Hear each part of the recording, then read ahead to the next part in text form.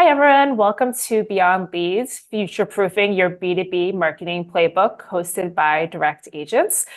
Just to give everyone a quick overview on Direct Agents, we are a 21-year-old independent minority-owned digital marketing agency helping B2B brands increase the amount of leads and revenue driven from digital channels. So thank you all so much for being here with us today. Before we jump into the meat and potatoes, we'll do a quick round of introductions.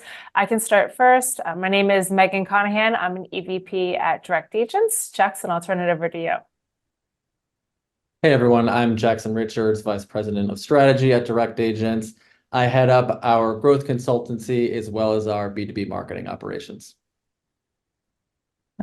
And my name's Omar, and I'm the founder and principal analyst of Benchmarker, which is a research and advisory firm that provides benchmarking data to B2B companies to tell them what good marketing looks like. Thanks for having me here.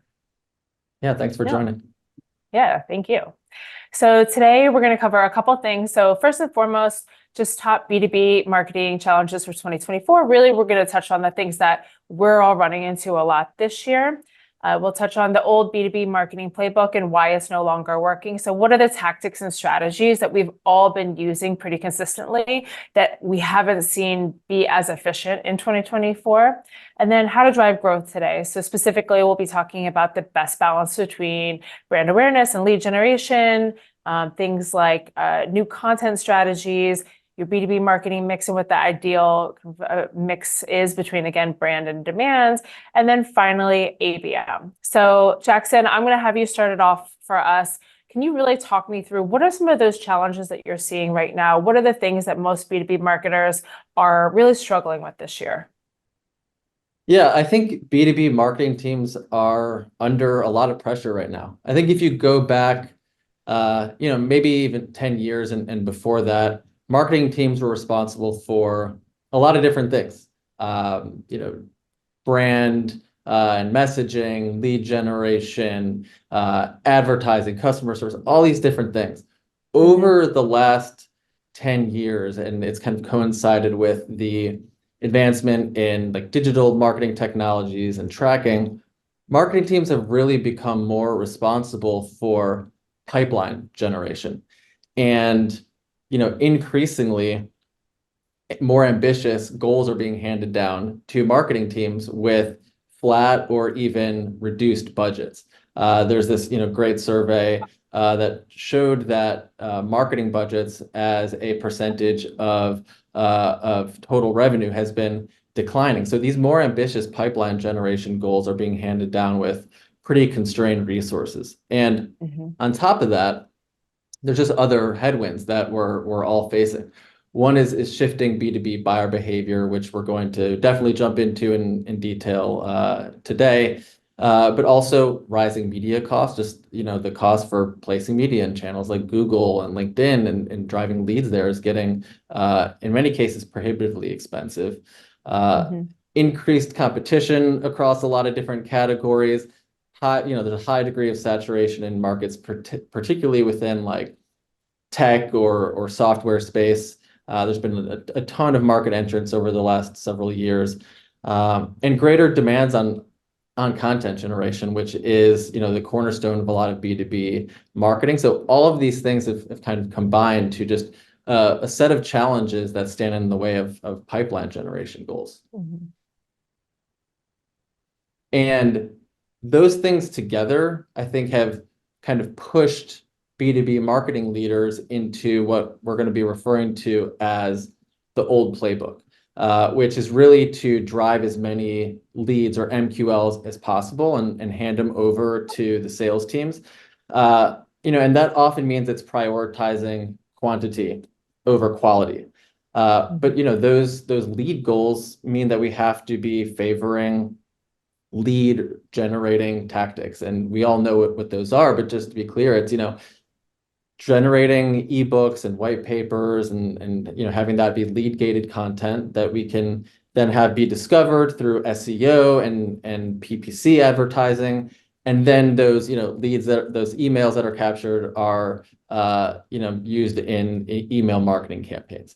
And that's trying to target companies that are currently in market focusing on immediate lead capture and not necessarily long-term relationship building. And the underlying assumption with this playbook is that more MQLs means more sales opportunities and more revenue, and that the sales teams are going to be able to really effectively and efficiently convert these leads into revenue. And it's just over the last several years, it's just not happening as effectively. I think we have to look at the reality that we're living in today's landscape. One is just that like MQLs are misleading. Some are great, but in general, MQL volume is not as closely correlated to revenue growth and sales growth as we need it to be. As I mentioned, media and lead costs are skyrocketing.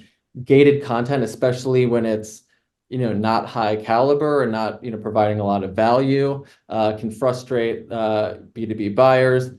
SEO alone is not enough for discovery in today's landscape where B2B buyers are consuming media across a ton of different channels and doing a lot of research before they enter the market to actively purchase.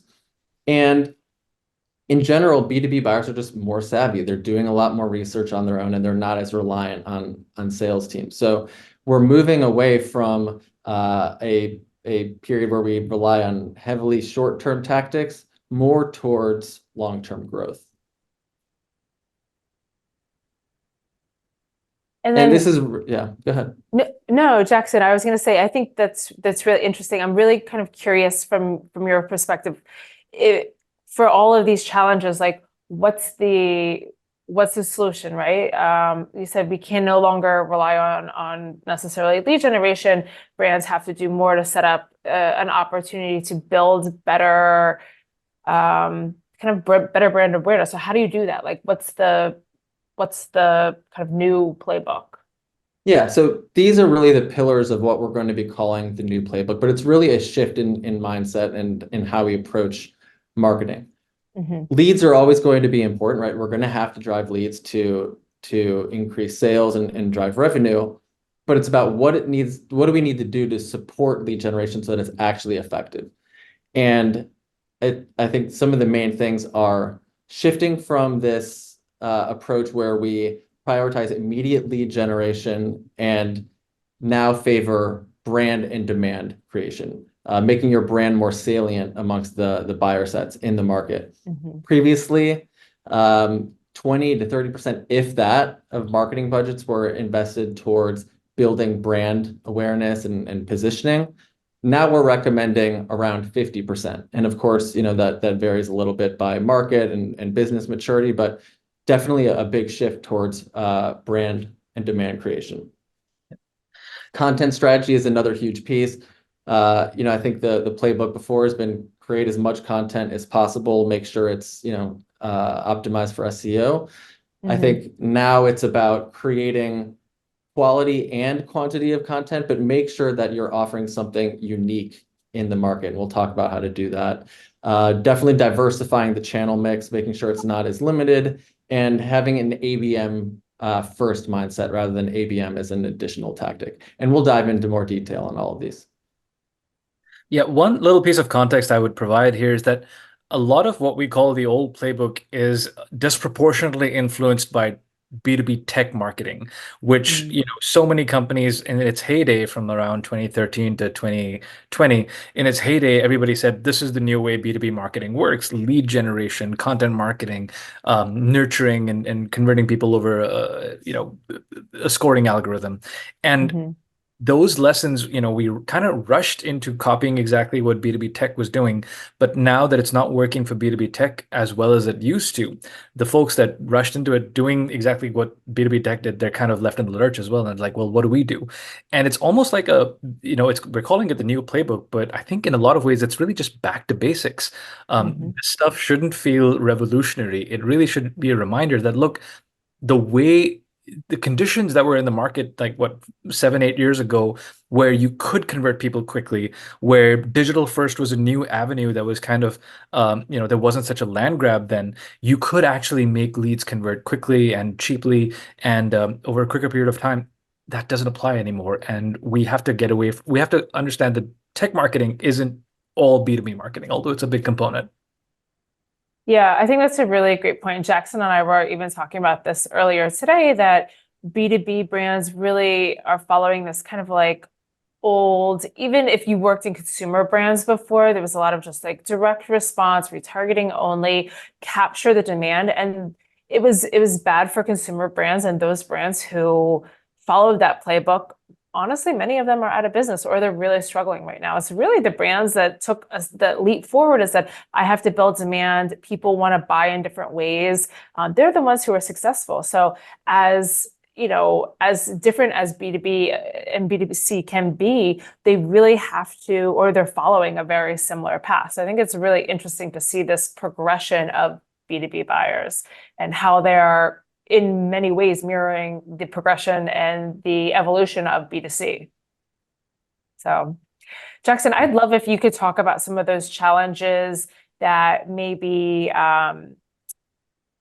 lead generation alone are really struggling with. Like, if you are only really focused on lead generation, what are some of the struggles that you're finding when you're sending those leads to sales, when you're trying to convert them and build a business? Like, what is that looking like? Yeah. So today's B2B buyers are they're more informed and empowered than before, right? They conduct extensive research online. They seek recommendations from their peers. They expect personalized experiences, and they're doing a lot of this before they ever are even close to wanting to engage with any sort of sales representative or any of or any potential vendor, right? And so like a purely lead generation focused approach is not taking into consideration this buyer behavior. And while MQLs are, they're great because they're a quantifiable metric, they don't always translate into revenue, as we mentioned, and they're not really a great reflection of all of the different marketing activities that actually have to happen to push business growth forward. And just chasing MQLs can often lead to frustration and inefficiencies across both marketing and sales teams. And so, we need to have a different approach. And, I think this illustration here, it's kind of funny, but it's also true. It's you can think of this person as your B2B buyer, right? If they don't know who you are, they don't know, how you're different from your competitors, they don't know why you're selling to them. And I think this is an experience that a lot of marketing, but definitely like B2B sales teams can relate to. I think when you go to MQL, to the lead sales process without having the right, folks actually in the pipeline, you're going up against a lack of trust that you have to build up over time. You have not established a differentiator of how your business and how your solution is different from the competition or different from the status quo, which makes it hard to command price positioning, right? Stronger brands typically experience less price sensitivity. And then I think most importantly, if you're trying to sell without first having established your brand and position in the market, you're going to experience longer sales cycles because you have to kind of do all of that work in the sales process rather than doing it up front while a lot of the consideration is happening. Yeah. And you mentioned a little bit, some of the research strategies people have employed are different. And Omar, even what you were saying, B2B tech, where we were when all of that started is totally different. So can you both talk maybe a little bit more about maybe how consumers used to put brands and potential B2B companies on their short list versus how are they doing research now? What's effective now? And how is that changing how you need to think about lead gen?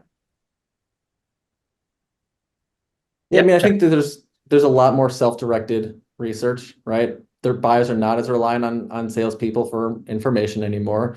They're going to do their own research. They are leaning now on peer recommendations, other online communities that are actually harder to track, right? Whether it's Reddit communities or other sorts of professional organizations. So there's a lot of this research activity that is taking place that is not going to be tracked. And this is typically the stuff that is happening before they enter the market. But makes it so that when they do enter the market, there's usually like a short list of preferred vendors that are actually going to be considered, when they decide to start engaging vendors and sales representatives. Yeah, it's interesting. It can almost be like a bit of an echo chamber when you say, okay, what are the top five, vendors for any given sort of thing?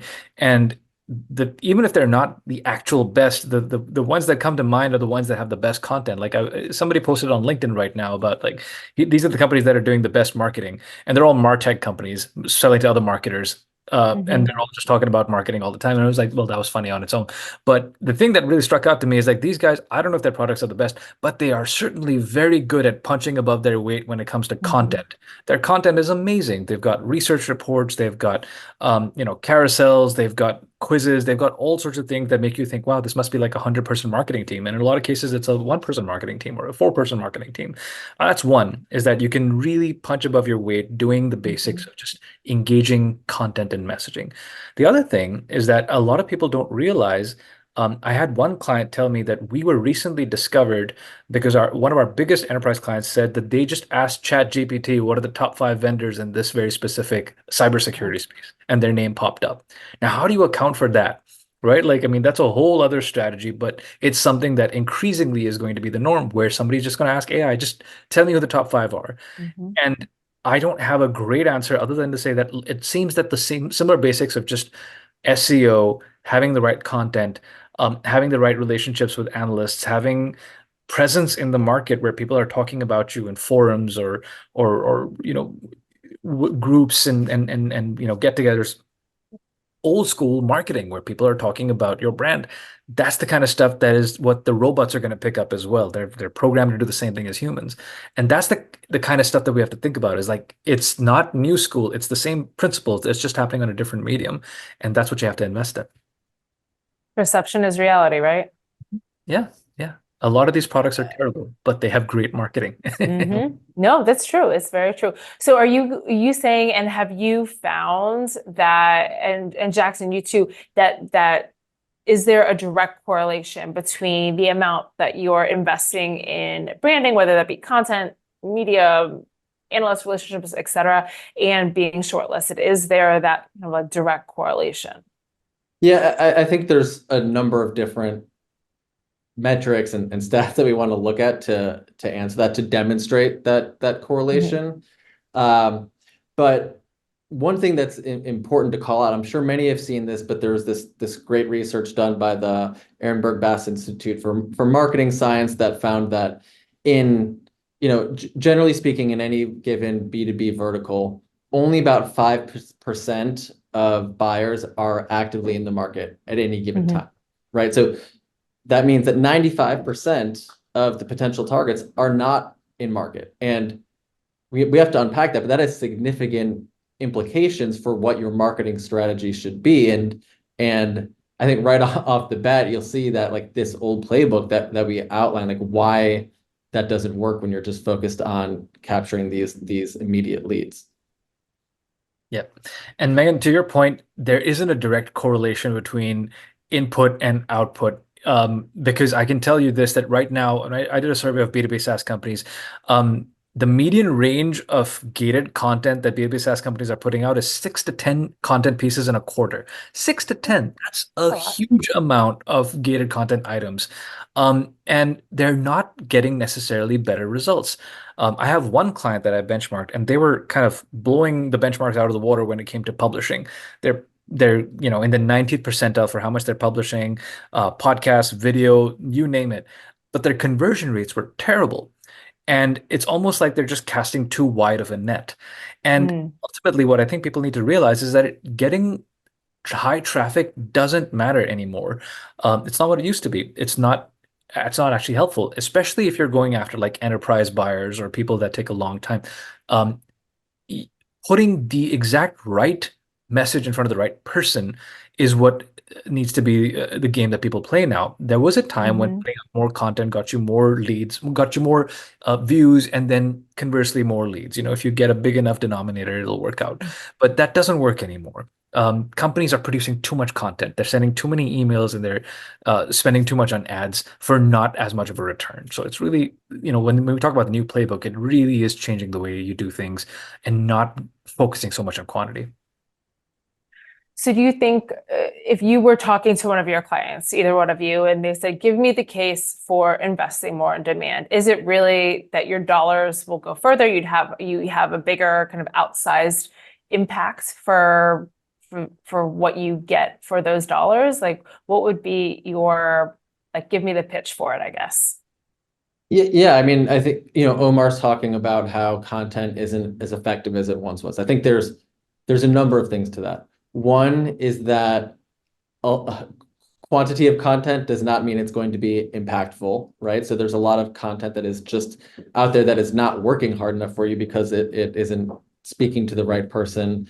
But the other piece of that is that most people are not in market at any given time. So of course it's not going to work as well for you. And here's the problem with that, right? When everyone is focused on driving leads with this same tiny pool, right? This 5% of folks that are in market at any given time, the competition is incredibly fierce. Your marketing costs go up to try to drive a lead from these folks, and the return on investment diminishes. And it's kind of overlooking the fact that by the time they've gotten to this point, they've already narrowed down their selections to a small group of people that they've already established a relationship with, whether the brand knows it or not, because they have engaged with some of their content or some of their insights. And so this old playbook that is hyper focused on driving leads in and of itself, there's nothing wrong with that. But what it in practicality, what it means is that you are ignoring the 95% of potential buyers that are not in market, but are very much have their ears open, their eyes open, and are learning from some brands. And you want it to be learning and getting insights from you. So the earlier you can start that, the better position you're going to be in when they actively come into market looking to make a purchase. Yeah. Omar, I'm actually hoping you can talk me through, because you have this really great chart that you shared with us, and I know you've shared in the past. You have a ton of data on essentially just the benefit and the value of brand building, right? Because if I am a marketer and I'm going to go to my CFO or CEO or board, whoever it might be, and say, I'd like more dollars for brand marketing, they're going to say, what's the ROI behind that? So can you talk me through some of the results that you've seen when brands and B2B brands have invested more heavily in brand awareness? Yeah, if I was a CMO who really didn't care about my job but was morally true, I would go back to the CFO or CEO and say that, look, I'm not going to give you an ROI on investing more in brand. You're just going to have to trust me on this one, and then you're out of a job. But unfortunately, that is the case. You can't prove the ROI of brand marketing, not quarter over quarter anyway. But what you can do is look at this chart, and I can show you clear as day. When we did a survey of about almost 250 B2B SaaS companies, and we asked them, and we separated the results by companies that exceeded their revenue goals versus companies that just met them, or companies that didn't hit their goals. And we kept it constant for how much they were spending as a percentage of their revenue. So it's not, I'll get to that in a minute. So what you can see here is that companies that exceeded their revenue goals, they spend 28.85 of their marketing budget or resources on brand awareness and brand health. And then they spent 23.46 on demand generation. That was completely flipped in companies that did not meet their revenue goals. So companies that didn't meet the revenue goals are spending 31% on demand generation, lead generation, versus only 25% on brand awareness. And now some people will say that, okay, maybe because they're not so successful, they're spending more on demand gen. Maybe that might be the case, but it turns out that when you look at a whole, their marketing budgets were roughly the same. They're roughly spending about 11 to 15% of their total budget on marketing. So really, it seems like the one thing I will say is that larger companies tended to do more brand marketing than demand, and smaller companies tended to do more than demand. So it seems like a lot of the bad messaging is coming from inexperienced marketers, and also people that don't understand marketing. I'm talking about like PE owners or venture capitalists are saying that, no, I need to see the clicks, I need to see the numbers, give me the leads, how many leads every month, right? And that's just not how marketing works, and it certainly doesn't work anymore. And so a lot of that pressure is causing these companies that were already kind of struggling to grow, and doubling down on, ads that just click through, click through. On the other hand, I had a client just this morning who I spoke to. I benchmarked them. They're doing great across everything. They're growing above average. They're converting above average. The one thing that they're not doing is that their ads are not getting as high a click rate. And I asked them, I'm like, is nobody clicking on your ads? And like, because they're brand awareness ads. We don't want people to click on them. We just want people to know our name and what we do. And our sales are already doing a really great outbound motion. We just want to, on the last slide, you said warm up the leads, not just generate the leads, right?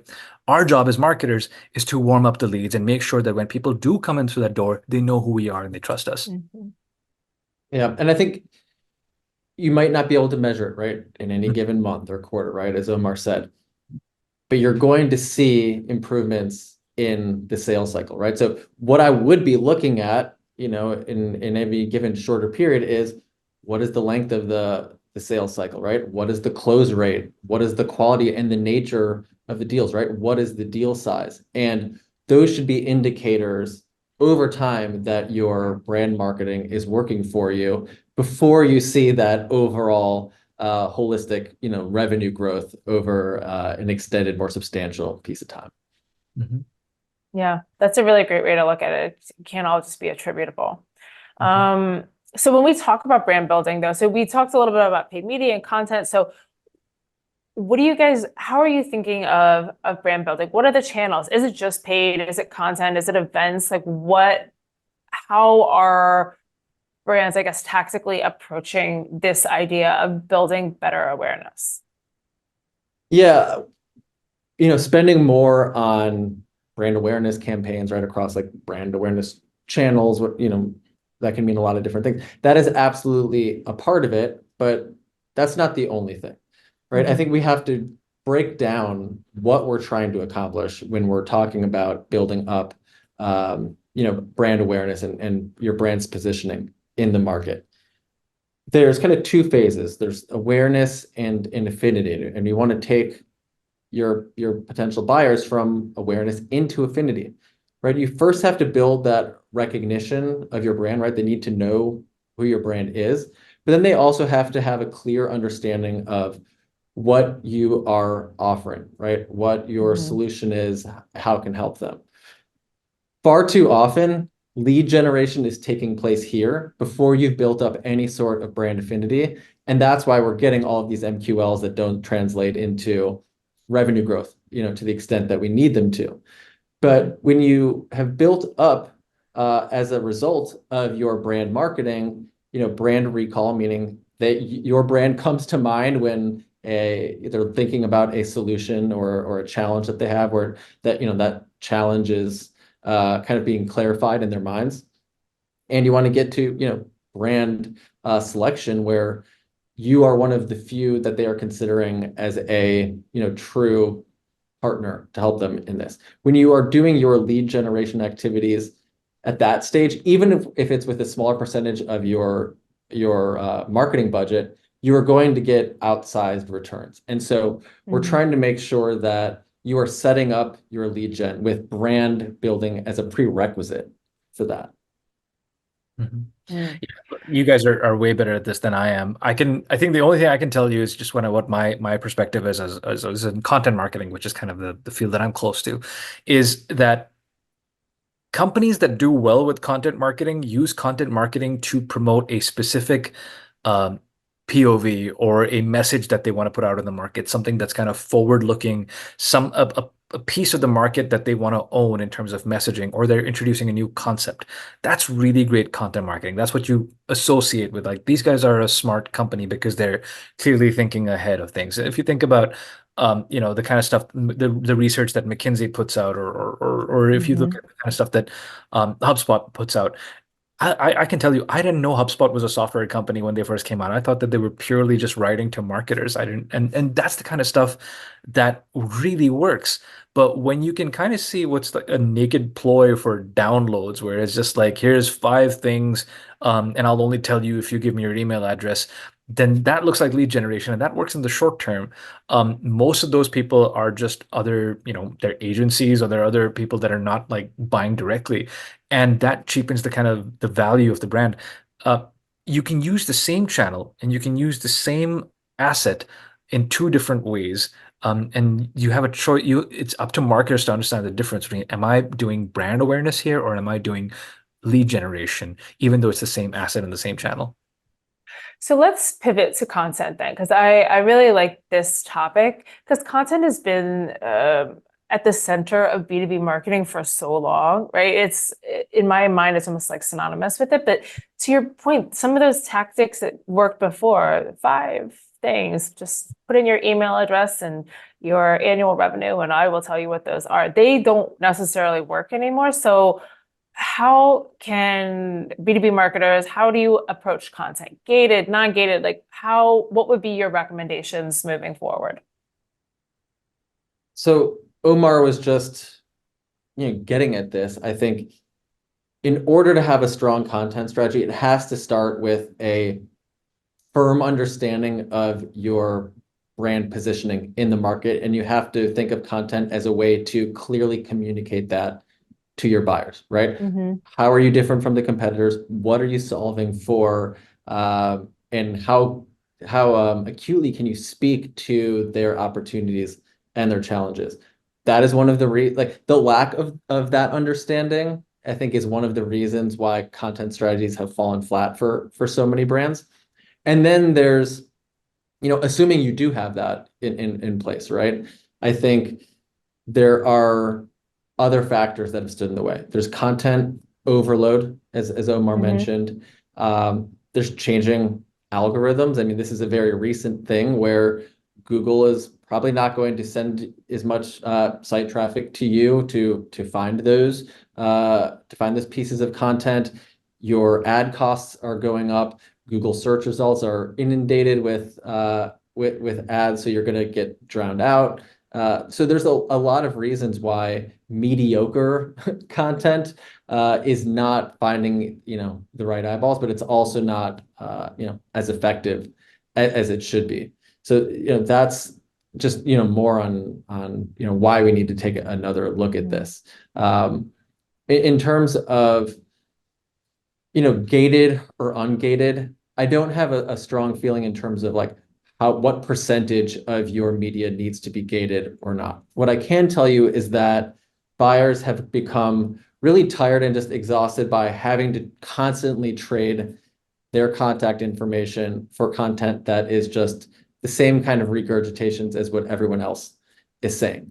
So I think you need to offer up today something of value, whether it's proprietary research or in-house expertise, something that not everyone can offer, and offer that to your prospects.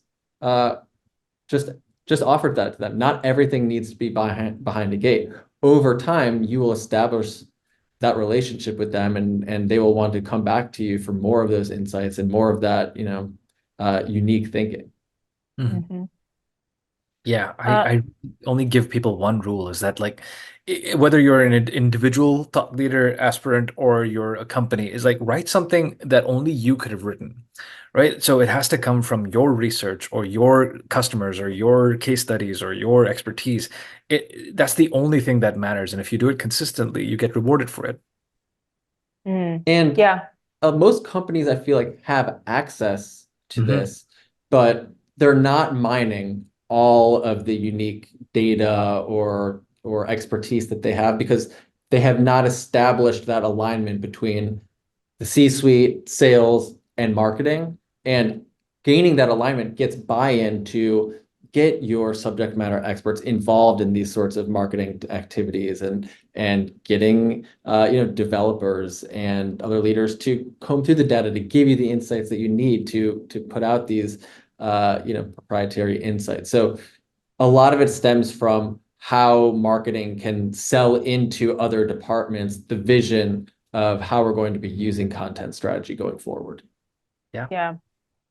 And Jackson, you said something interesting about the AI overviews. If I'm sure everybody has seen these. You search something on Google, you are no longer necessarily directed to websites. You are served the information that you requested in the search engine, essentially. You never have to click through. So this is obviously very concerning for B2B marketers. There's a lot of concern that people will no longer discover their content. People will no longer go to their websites and consume that content. And we don't have all the time in the world to go through all the strategy and tactics to make yourself discoverable there. But what are some other ways, some maybe more innovative ways that B2B companies can start delivering their content in other formats? Yeah. B2B organizations have long relied on this ecosystem of Google sending them traffic for people who are searching for relevant things. Right now, that is being interrupted with progressively by search engines, particularly Google, serving up AI-generated answers. The good news is that they seem to be deprioritizing this sort of SEO stuffed content that we were talking about earlier, and prioritizing unique content that provides like true answers for long-form search queries that actually provides value. So I would say the good news is that the efforts that you're doing, if you're doing your content strategy right, the way that we're talking about it, these AI algorithms should be rewarding you for that. But, I still think there is going to be a loss in site traffic from search engines. Omar alluded to this a while ago. That shouldn't be that big of a deal, right? We know that that's not necessarily correlated to performance, but I do think that it calls out a need to adopt new formats, new channels as ways to get in front of your audience, because people are spending their time across many more touch points than ever before in today's like very fragmented digital landscape. Yeah, I only have one little tactic to add to that, which is that don't put your content in PDFs, because AI hates PDFs. There you go. They can't scroll it, they can't crawl it as well as they can with just like regular HTML. So maybe final death of the PDF, even though we've been calling it for years. A great point. And even some of the things that LinkedIn is doing, I think is particularly interesting. I think they're obviously seeing this rise. It was one of the reasons they launched their own short form TikTok style kind of content discovery engine. I think it's still in beta on the app only, but I think it's a really interesting way to think about getting content to potential buyers in more short form video format. You just have to ask your children or your nieces and nephews who are younger how to do this. But fun nonetheless for the B2B marketer. I want to pivot quickly to media, because I think content is extremely important, but I think media is something that we should talk about. So I think in the past there's been a traditional B2B marketing mix, and it's, everything you'd think, LinkedIn, et cetera, but that isn't also working as well as it used to be. So can you guys talk about what the new media mix looks like for B2B, what has been effective, where people should start testing, et cetera? When your goals that are handed down to you are to drive leads, drive MQLs, you're going to naturally invest in the channels that do that the best, right? Set aside whether or not it's translating into revenue growth or not. And that has led to this over-reliance on, what we'll call like B2B marketing channels over the last decade, right? Paid search, primarily Google, social media advertising, and in this case, that would be in primarily LinkedIn. And then a smattering of like display, ABM platforms, which again is mostly display, some industry and trade organizations. And those are great, particularly when it comes to needing to drive leads. Those are probably the channels that are best equipped to do that, in addition to email.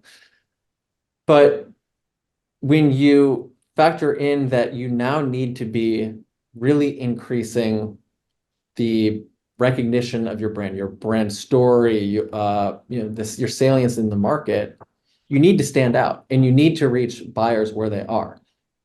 The B2B media mix today shouldn't really look much, if at all, different from what any consumer marketing team would be investing in. So I know for a long time now, there's been B2B brands that have been investing in TV ads and out of home and podcasts and things like that. We've all seen them.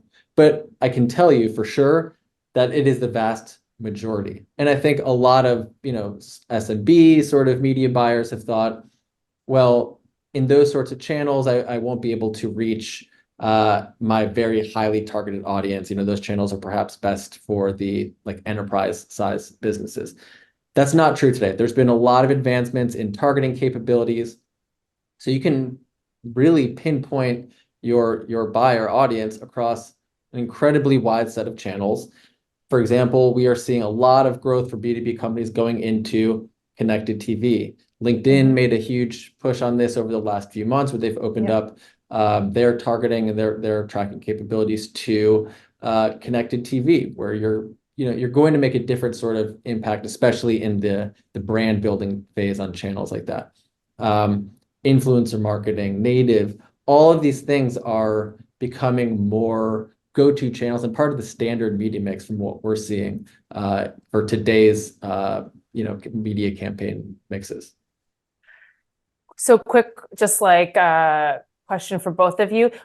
One non-traditional B2B marketing paid channel, what would it be that you don't have to give me your explanation, but I'm very curious to hear if somebody asked you what's that channel that you would invest in, what would it be? After you. YouTube. For whatever reason, people are people, and on their lunch breaks, people like to go to YouTube.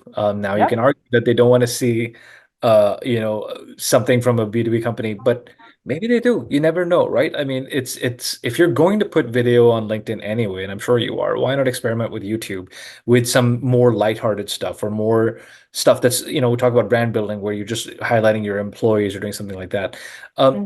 Why not? There's this idea, it's not exactly a channel, but there's this concept of dark social, right? Which is really just a scary word for word of mouth.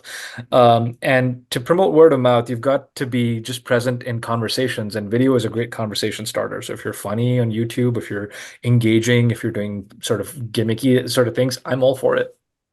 I love that. B2B buyers are people too, everyone. I am completely on the same page. I think humor and emotion resonate better than you would expect in this buying journey. Jackson, what about you? What's your go-to? Yeah, I mean, definitely YouTube, but I would say short form video in general, right? And this might mean TikTok, this might mean Instagram Reels, this could mean YouTube Shorts. And really the common thread is that it's short form, typically vertical video, but it's algorithmically driven in terms of how it finds its audience. And these algorithms are incredibly good at getting content in front of the right audience. So, if this ecosystem is disrupted, as I mentioned earlier, with no longer be able to rely on Google, whether it's paid or organic, for most of your discovery, these channels are really great at getting content in front of the right people.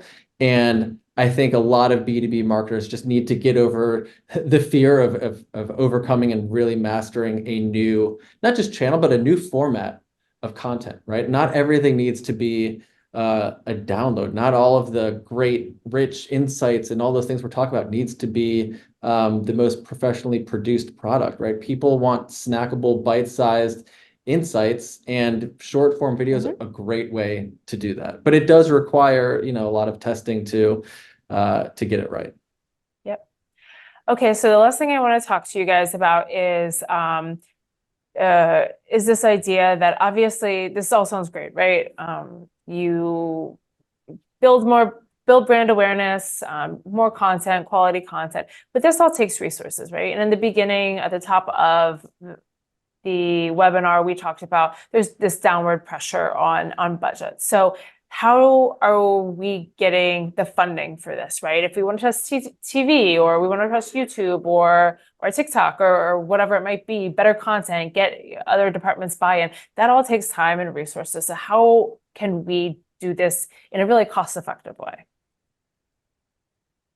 So budgets are always going to be strained, right? I don't see that trend of marketing budgets as a percentage of revenue completely reversing anytime soon.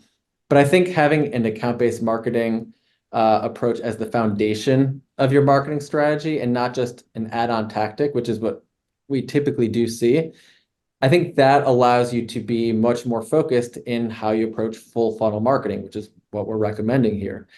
If you are trying to build brand awareness and drive leads across your entire addressable market, a few things are going to happen. One, it's going to get incredibly expensive very quickly. But two, it's going to be a challenge to produce personalized content that speaks directly to how your solutions are helping their distinct challenges across, all of your different ICP segments. So if you can really work with, marketing and sales to align on who are our best fit customer segments, what are these ICPs? And I don't just mean, what vertical and function I'm talking about. Like, what does the entire buying committee look like? And work together to make sure that we understand their challenges and such that we can create personalized custom content. Even if it's just a portion of your total addressable market, going out and building your brand and building that salience across just them is going to be one way of putting all of these recommendations we're talking about into practice while not having to do that and have that investment across your entire addressable market, which could be, millions more folks. Yeah. I think absolutely everything Jackson said about ABM is spot on. What I would add is, and we're already kind of seeing this, is cut your tech spend. There's no reason why companies are spending 30% of their total budget on tech, because I'll tell you right now, a lot of them just aren't even using the full capabilities. There's so many tools that are just in this graveyard of integration that are barely being used, or being used for one singular function, where you could probably get a cheaper SaaS function to do that same thing. And I think a lot of companies are reluctant to go in there and mess with their tech stack because they've already got data everywhere. But I think in the long run, you could absolutely cut a big chunk of your spending down by reevaluating your tech stack and making sure and seeing that they're like, okay, can we make do with more? We make do with less. And going back to your vendors and asking them to do more, right? Like they're already adding so many features and AI this and AI that. So absolutely, it should have an effect on your spending. Yeah, and we're all for measurement, right? It is helpful as marketers to have things be measured, but not everything does need to be measured. In fact, sometimes we're chasing goals that can be measured, even if they're the wrong goals. But I will say, one of the additional benefits of ABM is it does allow you to better track some of the things that do matter, meaning how are you progressing specific targets through the sales cycle, and you get insight into that, which I do feel like is very valuable, and it is something that a lot of the more well-known, most used ABM platforms and services do provide. Yeah, no, perfect. Well, we are a little bit over time now, but Jackson, do you want to just quickly touch on some of the takeaways and we can wrap it all up?